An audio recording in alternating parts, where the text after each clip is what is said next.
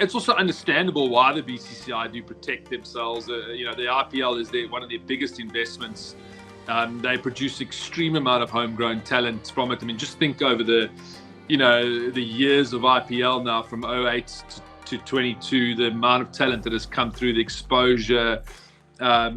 It's incredible. So it's very understandable. I think from a selfish perspective, you'd always love access to him. I mean, I'm happy to put a bit of pressure on Dada and Jay Shah to see if they can let South Africa be the first one to do that.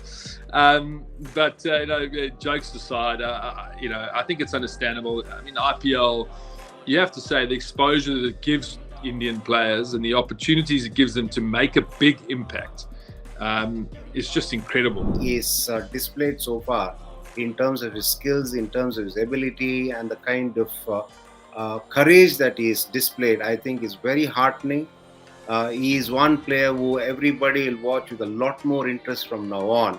And he's justified the faith that the Mumbai Indians management has shown in him, because it's so easy for a youngster to be benched in a big franchise such as the Mumbai Indians or the Chennai Super Kings, but full marks to the team management for having the faith in him and giving him the opportunities. But again, the young man is grabbed the opportunity, not with both hands, with everything that he can get hold of. Very talented bowlers, especially left armers, but no out-and-out pace.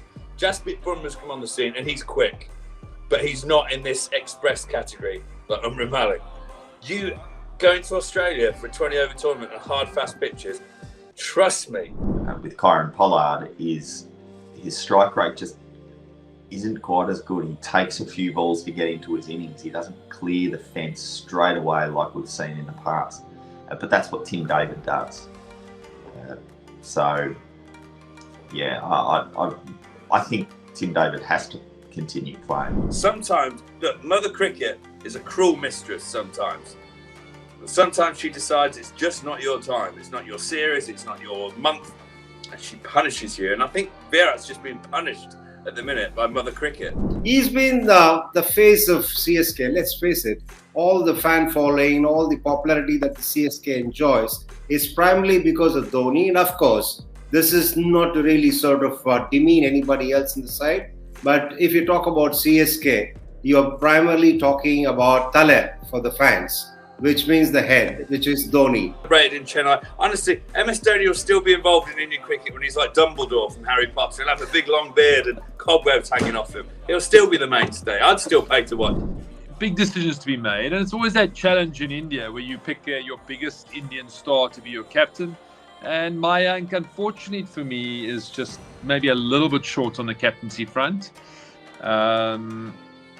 So he was disappointing this season. I think everyone was hoping for more from him. Today, I didn't think he bowled exceptionally well.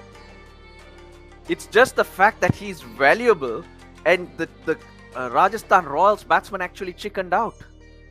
They were far too careful. They were playing him defensively. They didn't want to give him anything at all. So in that sense, he didn't do anything special. He went about just a pointer to Sanju Samson that yes, we rate you so highly, and this is where we would like you to be.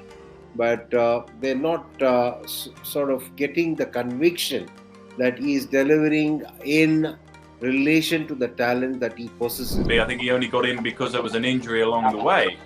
And when you think about that being played out on a big stage in a big moment, I mean, it's a wonderful story for the guy and for of course RCB and for the IPL generally. Don't give up on players. You know, perhaps that's the message. Even though you're 28, don't give up on some of these players because they're seriously good. He's up at 157. I think all those years ago I faced Shoaib at 161. I think that's still the heart. You were the man, weren't you, for the world record to face Shoaib?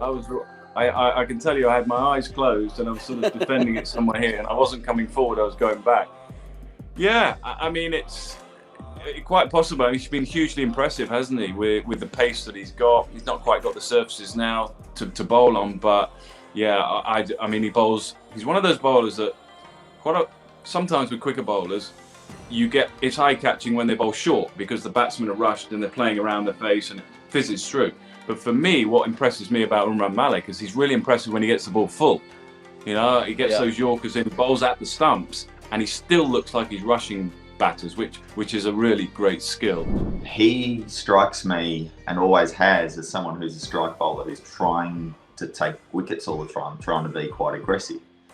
And maybe that's not the tact you need in your last over of game. Sure, do it earlier on when you're trying to take wickets. Absolutely. Later on in the game, sometimes it's more about, okay, instead of trying to take a wicket here, where can I get a dot and where can I get a one? Either of those two things is a win. So if you can get halfway through your over and have gone for 1 or 2 runs halfway through your over, chances are your 4th or 5th ball is going to take a wicket. So I think he just needs a bit of almost like a mental reset as to how to go about those